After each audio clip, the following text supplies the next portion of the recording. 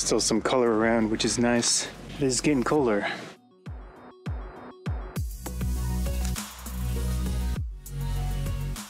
I'm tempted to use aperture priority this time, but still don't trust the Canon for that mode too much.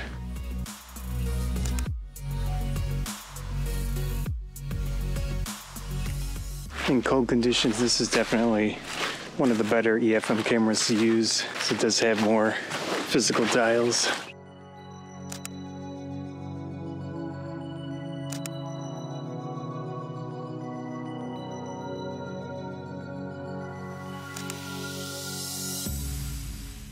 I really do wish one of the EFM cameras would eventually have a joystick nub for autofocus. You can disable the touchscreen, which I've done a few times, but these gloves do work with touchscreens. The thing is, when it gets really cold out, that coldness transmits through the touch material. It's not fun.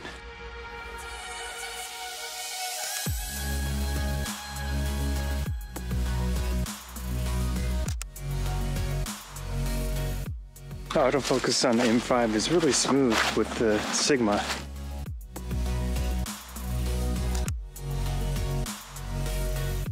I had bought this lens for the purpose of like portrait people photos. That hasn't gone too well. This is for whatever works.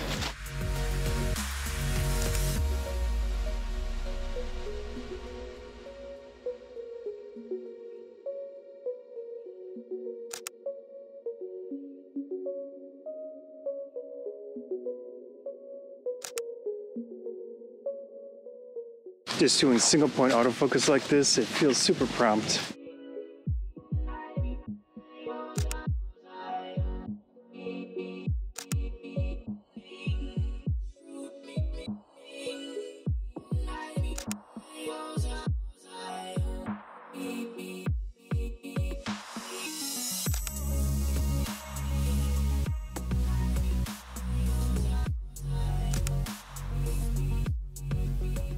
A lens like this you wouldn't think of so much for landscape stuff, but I could definitely find good situations for it.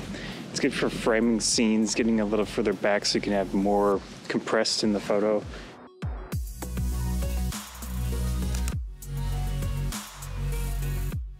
Having the histogram on there, small in the corner, it's perfect. Just adjust aperture or whatever setting you want to focus on, and there's not much to the full manual unless you want blur or unless you want some specific thing that will be defined by shutter speed.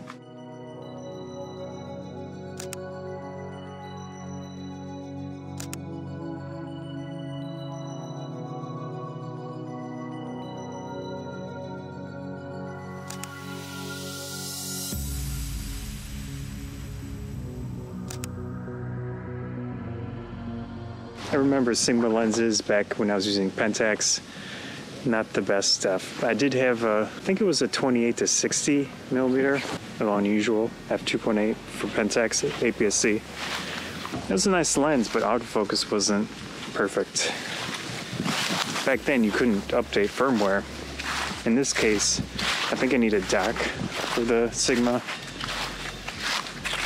So when you look at the Hong Kong companies like Viltrox and Yongnuo, they have usually ports on the lenses themselves to update firmware, which is honestly the best way to go about it.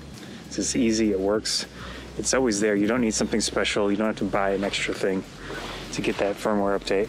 I don't know what plants these are, but they're amazing for photos. There's something about the color of them, especially where they tend to grow by the water here. Get a really nice mixture of colors.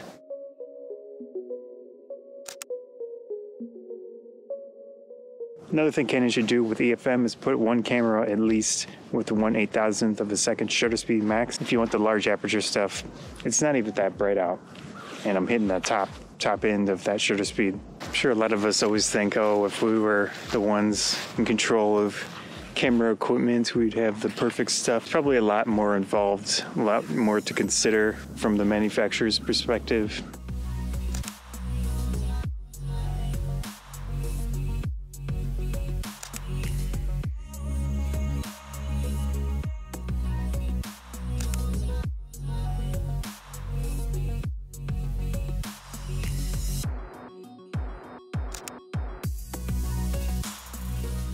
Here's one shot that I wouldn't normally get. In the background, there might be some color, plus these specific plants, which normally just get some blue or green.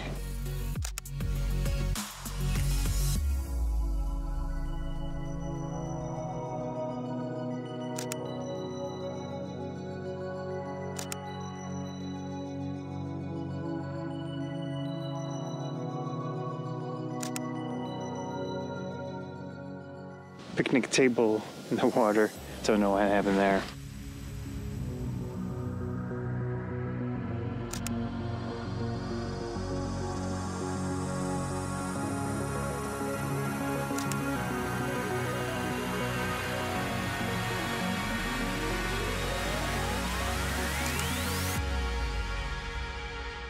With the water, how it's having reflections of the sky, probably really strong blue.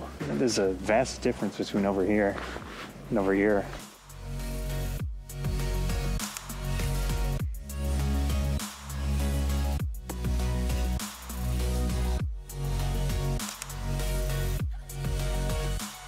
One of my favorite things about lenses is when it does not come out when it's focusing fully internal. Sigma is that. In that respect, I really like this lens.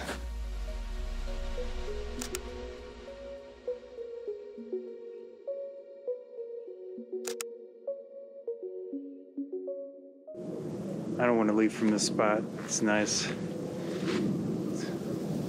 Not too windy. There's nobody here at the moment. It's really, really nice.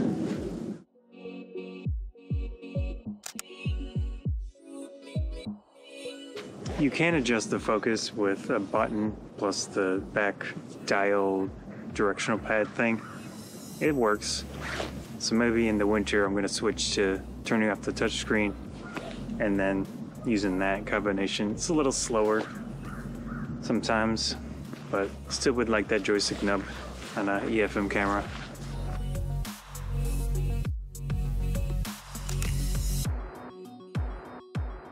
So that was a photo outing with the Sigma 56mm f1.4, the Canon EOS M5, smooth combination with autofocus, good fit for the camera, no issues with handling, really like it.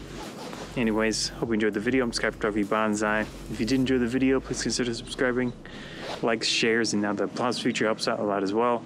Thanks again.